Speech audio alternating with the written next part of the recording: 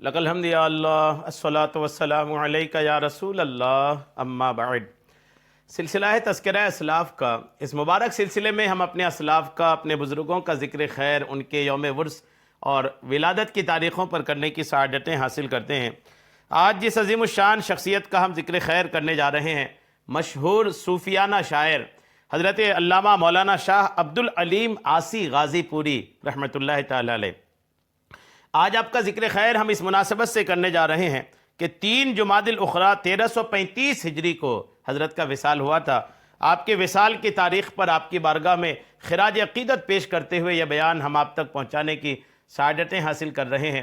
آپ سے عرض ہے کہ توجہ کے ساتھ پورا بیان آپ سماعت کرنے کی سعادتیں حاصل کیجیے۔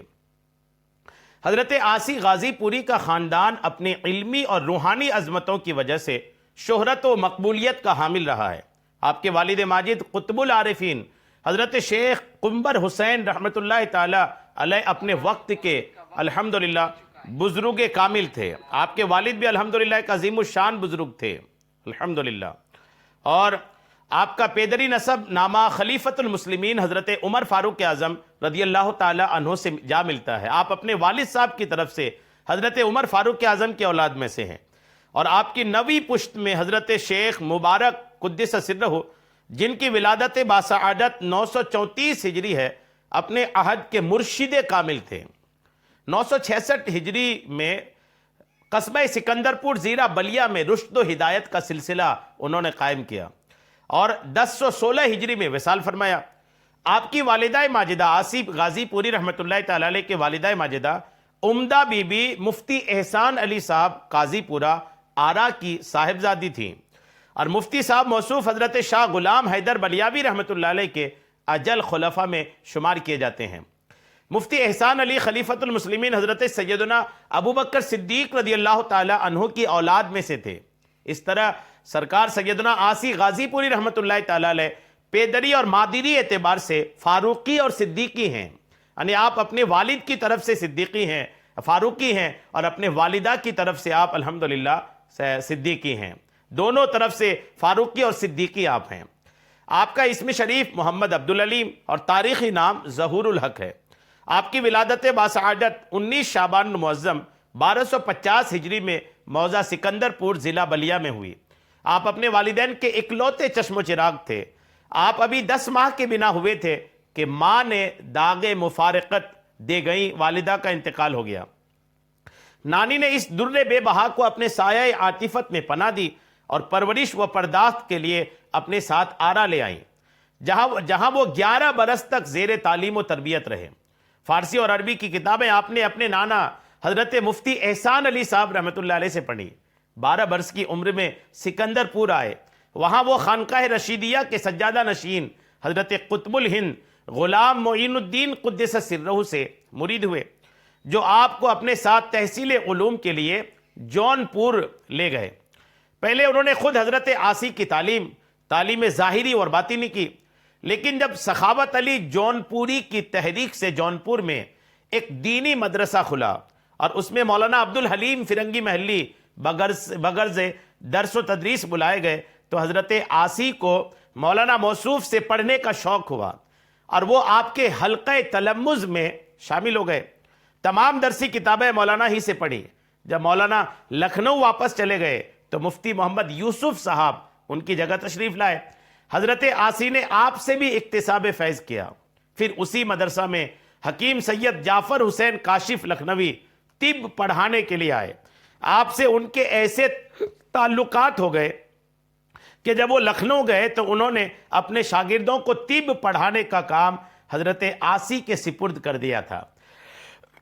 حضرت عاصی کی شادی غازی پور کے محلہ نور الدین پورہ میں منشی راحت علی صاحب کی بڑی صاحبزادی علیمن بی بی سے ہوئی، جن سے 3 صاحبزادیاں پیدا ہوئیں۔ کم سنی میں ہی وہ 2 صاحبزادیاں داغ مفارقت دے گئی، انتقال کر گئی۔ البتہ بڑی صاحبزادی جن کا اسم مبارک جنت بی بی تھا، ان کی شادی غازی پور کے محلہ شجاول پور میں مولوی عبد الرشید صاحب سے ہوئی، جن سے ایک صاحبزادی عزت بی بی ہوئی، اور آپ کی نواسی عزت بی بی بھی کم سنی میں ہی بیوہ ہو گئیں اور لا ولد انتقال فرمائی۔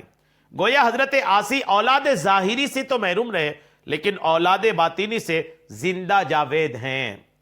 حضرت عاصی غازی پوری جونپور کی بافیض ذی علم اور باعظمت خانقاہ کے سجادہ نشین تھے۔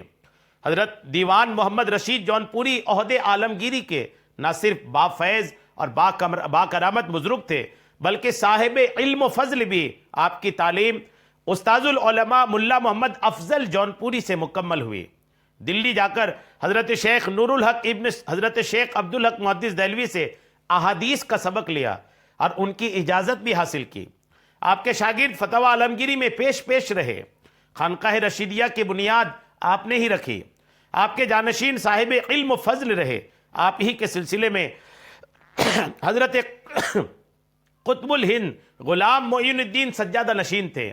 حضرت عاصی کے پیر و مرشد نے آپ کو اپنی اولاد باطنی ہی نہیں قرار دیا بلکہ اپنا جانشین بھی بنایا۔ اس طرح آپ کا تعلق خانقاہ رشیدیہ سے استوار ہوا۔ آپ خانقاہ رشیدیہ کے سجادہ نشین رہے اور رشد و ہدایت کا سلسلہ جاری رکھا۔ سلسلہ رشیدی کے تمام آراز کے فرائض پابندی سے آپ انجام دیتے، لیکن طبابت کا مشغلہ غازی پور میں جاری رکھا اور بہت ہی مشہور طبیبوں میں آپ کا شمار ہوتا تھا۔ آپ کے عہد میں غازی پور علم و فضل کا گہوارہ تھا، اور اس میں نمایاں اضافہ اس لیے بھی ہوا کہ مدرسہ چشمہ رحمت سے طالبان علم اکتساب فیض کر کے ملک کے مختلف گوشوں میں پھیل گئے، اور مدرسہ بھی اپنے عہد کا بہت بڑا علمی و ادبی گہوارہ رہا۔ حضرت عاصی غازی کو تباہ موضوع ملی تھی۔